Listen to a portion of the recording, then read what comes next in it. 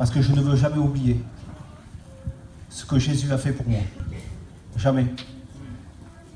Voilà pourquoi je suis heureux de témoigner. De témoigner d'où il m'a sorti, de ce que j'étais loin de lui et vraiment contraire à toutes ces choses-là que je ne connaissais même pas. Moi, je suis natif d'ici et j'ai vécu déjà dans ma jeune enfance au milieu d'un foyer déchiré par le divorce, où on était avec mon frère, où on a vu des choses que des enfants ne doivent pas voir. Et on a été élevé comme ça, au milieu de la violence, au milieu de l'alcool et de la violence. Et tellement que nous avons été marqués par ça, tellement que j'ai été marqué par ça, j'avais une seule image, c'était mon père qui tenait ma mère à bout de bras dans un couloir et qui frappait dessus. Et j'ai grandi comme ça avec une seule pensée, c'était que lorsque j'aurai l'âge, lorsque je deviendrai un homme, tout ce qu'il nous avait fait subir, eh bien je lui rendrai. Ensuite, j'ai fondé un foyer. Moi, personnellement, je ne fumais pas, je ne me droguais pas parce que je gagnais ma vie avec le football. Donc, toutes ces choses-là, ce n'était pas compatible. Et on a fondé un foyer, j'ai eu une fille. Et puis, je pensais à ça, mon foyer, si vous voulez, c'était un peu comme, pour ceux qui connaissent le cantique, c'est par une belle journée. C'était un peu ça. Ouais. Aux yeux de toute ma famille, on était un foyer modèle. Je me permettais de donner conseil à des oncles à moi qui étaient plus vieux, qui étaient dans le monde avec tout ce qui se passe, à mon petit frère aussi, et je les jugeais, je les montrais du doigt, je disais avec assurance et orgueil surtout comment ils font pour se droguer, comment ils font pour boire, comment ils font. Et puis un jour, eh bien, à la venue de mon fils, tout ce qui aurait dû être un honneur, une joie dans la maison, tout ce que je me suis mis à montrer du doigt chez les autres, eh bien, je me suis mis à le pratiquer.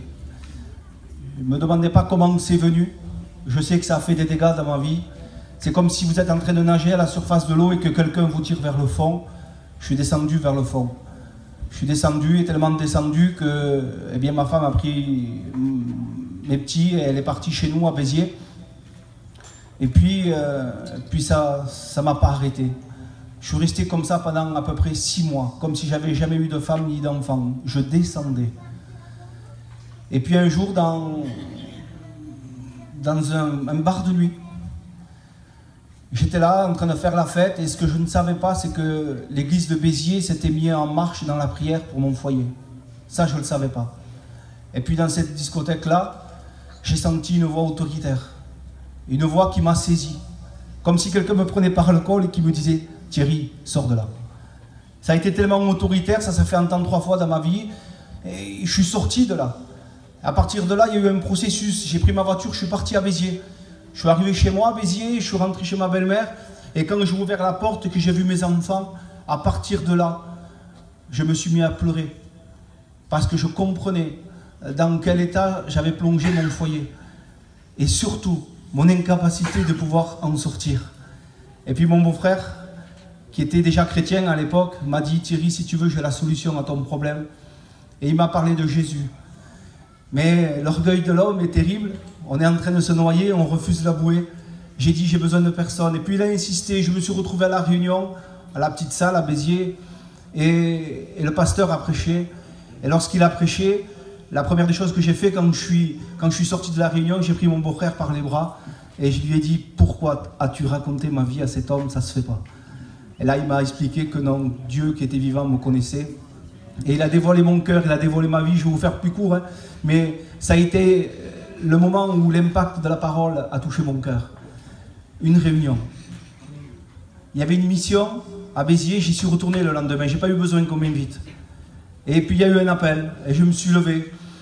Et j'ai dit à Dieu comme cela, j'ai dit devant mon incapacité de conduire ma vie et mon foyer. J'ai dit tiens Seigneur, prends les rênes de ma vie et fais-le toi. Et bien Dieu l'a fait. Dieu m'a pris à la parole. Dieu a transformé mon cœur. Dieu a pardonné mon péché. Dieu m'a accordé le miracle à la nouvelle naissance. Et là, à partir de là, mon cœur a été transformé. Toute la haine que j'avais dans mon cœur, Dieu l'a transformée en amour. Il a fallu que j'attende 27 ans, l'âge de 27 ans pour dire à mon père, pour la première fois de ma vie, je t'aime. Mais pourquoi j'ai pu faire ça? Parce que mon cœur avait été transformé. Ma compagne s'est donnée à Dieu. Et puis aujourd'hui, par la grâce de Dieu, eh bien, j'ai mes enfants qui se sont donnés à Dieu. Nous voulons vivre pour lui, uniquement pour lui. Il a tant fait pour nous, alors on lui doit au moins ça. Tout pour lui. Amen. Et mon conseil, bien sûr, hein, à ceux qui ne l'ont pas rencontré, parce que le but c'est de le rencontrer, eh bien ouvre ton cœur et laisse faire le Seigneur. Voilà, que Dieu vous bénisse.